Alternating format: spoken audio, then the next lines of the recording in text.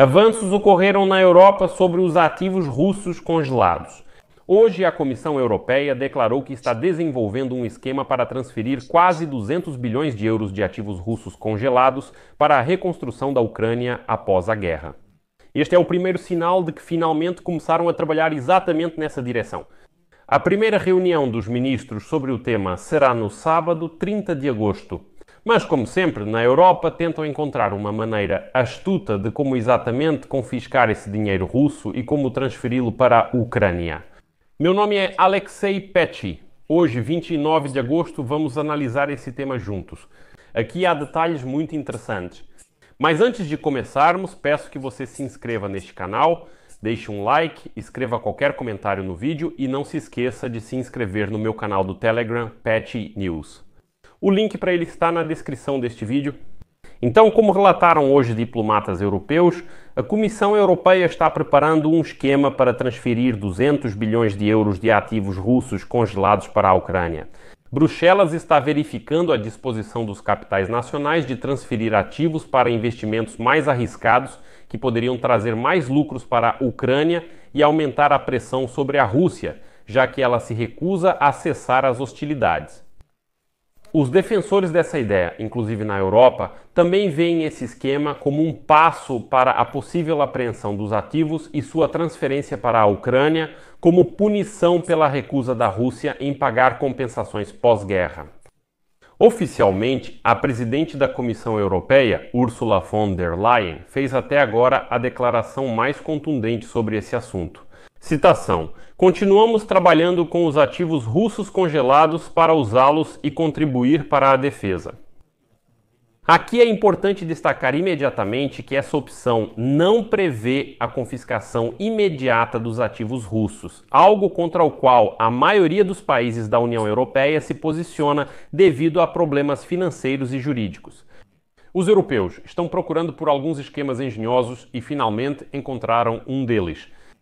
As negociações chegarão ao auge no sábado, quando os 27 ministros das Relações Exteriores da União Europeia discutirão essa opção pela primeira vez durante uma reunião informal em Copenhague, na Dinamarca.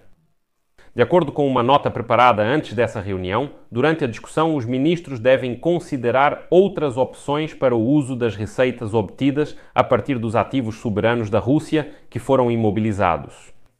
Considerando que em 2026 a Ucrânia enfrentará um déficit orçamentário de 8 bilhões de euros, os países da União Europeia estão buscando novas ideias para continuar financiando a Ucrânia em meio a orçamentos internos apertados e à falta de possibilidades para a emissão de títulos de dívida europeus conjuntos. Apesar de todas as suas dificuldades económicas, a Europa enfrenta uma pressão crescente que a obriga a intensificar seus esforços. Com o afastamento dos Estados Unidos da questão da ajuda à Ucrânia e as tentativas fracassadas de Donald Trump de alcançar um acordo de paz, como afirmou hoje Kerli Ueski, vice-ministra das Relações Exteriores da Estônia para Assuntos Jurídicos e Consulares, ouvimos que ficou mais difícil captar recursos das finanças públicas ou do orçamento da União Europeia. Mas nós temos esses ativos russos lá e surge uma pergunta lógica: como podemos e por que não podemos usá-los? E os países bálticos, que estão próximos da Rússia, e vários outros países da Europa, já exigem há muito tempo da União Europeia a completa confiscação de todos os ativos russos.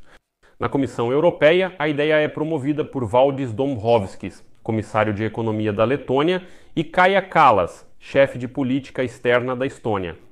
No entanto, essa opção ainda enfrenta a resistência de países da Europa Ocidental, como Alemanha, Itália e Bélgica. Mas a Bélgica, em particular, está especialmente sujeita a riscos jurídicos e financeiros, pois é justamente na Bélgica que está localizada a Euroclear. Esta é a instituição financeira onde está armazenada a maior parte dos ativos russos congelados. Bem, e como um compromisso? Lembro que os países do G7 em 2024 concordaram em direcionar um total de 45 bilhões de euros dos lucros obtidos com o investimento dos ativos russos para a Ucrânia. Ao mesmo tempo, os ativos principais permanecem intocados. Mas só imagine que conseguiram ganhar 45 bilhões de euros em juros e transferir para a Ucrânia. No entanto, a 18 bilhões de euros da União Europeia será totalmente quitada até o final deste ano. Quais foram os motivos dos pedidos por receitas extras rapidamente? Ou seja, essa parte foi usada. Depois, a Ucrânia ainda precisa de ajuda. E surge a questão de como, exatamente, ainda é possível usar esses ativos russos congelados para que a Ucrânia receba mais dinheiro deles. E como uma solução alternativa, os advogados da Comissão Europeia estão considerando a possibilidade de transferir os ativos para um holding especial, apoiado por vários países da União Europeia e possivelmente por Estados estrangeiros que não fazem parte da União Europeia, provavelmente Canadá e Reino Unido. Explico o motivo em breve. E então os funcionários compararam o novo fundo em discussão com o Mecanismo Europeu de Estabilidade. É um fundo monetário para resgatar países, mantido apenas pelos membros da zona do euro e foi criado fora dos tratados da União Europeia. Ou seja, é um fundo separado que parece ser interno dentro da jurisdição da União Europeia, mas é colocado um pouco fora dos seus limites. Explicarei o motivo depois. E segundo o funcionário da União Europeia, o fundo potencial para a Ucrânia também estará aberto para os países do G7, incluindo o Reino Unido e o Canadá, que defendem a confiscação dos ativos russos, embora os detalhes ainda estejam sendo elaborados. No geral, essa nova estrutura dará à União Europeia mais controle sobre a transferência dos ativos russos para a Ucrânia quando chegar a hora. Por que isso? De acordo com as regras atuais na União Europeia, qualquer país pode, na verdade, devolver esses ativos congelados para Moscou, vetando a prorrogação das sanções, cuja votação ocorre a cada 6 meses. O candidato mais provável a seguir esse caminho é o governo húngaro pró-Rússia e pró-Trump. Ou seja, hipoteticamente, Viktor Orbán pode exercer seu direito de veto na próxima votação sobre as sanções. E surge uma situação em que a Europa, aparentemente, teria que devolver esses ativos congelados aos russos. A transferência dos fundos para um novo órgão, um novo fundo, que potencialmente não exigiria uma decisão unânime, permitiria evitar a ameaça por parte da Hungria. Ou seja, de fato, daqui para frente, Orbán não vai decidir mais nada. Esse é um fundo separado, para o qual todos esses ativos russos congelados são transferidos, e não é por acaso. A transferência dos ativos russos congelados para um novo fundo permitirá investi-los em aplicações mais arriscadas, capazes de trazer uma rentabilidade maior para a Ucrânia, e isso seria uma mudança em relação ao conjunto atual de regras, que obriga a Euroclear a investir os ativos russos congelados no Banco Central da Bélgica, que oferece a menor taxa de retorno livre de risco disponível. Ou seja, os riscos são praticamente nulos, mas a rentabilidade lá é muito pequena. Eles querem tirar parte do dinheiro russo da União Europeia, investir em aplicações mais arriscadas com maior lucro e destinar essa porcentagem à Ucrânia. No entanto, os céticos, incluindo a diretora-geral da Euroclear, Valéria Orbán, temem que os contribuintes da União Europeia tenham que arcar com o peso principal de quaisquer perdas causadas por operações mais arriscadas. Assim, para dividir a jurisdição, um período financeiro periódico. A Bélgica quer que outros países da União Europeia assumam a responsabilidade pelos ativos de acordo com o plano proposto pela Comissão Europeia.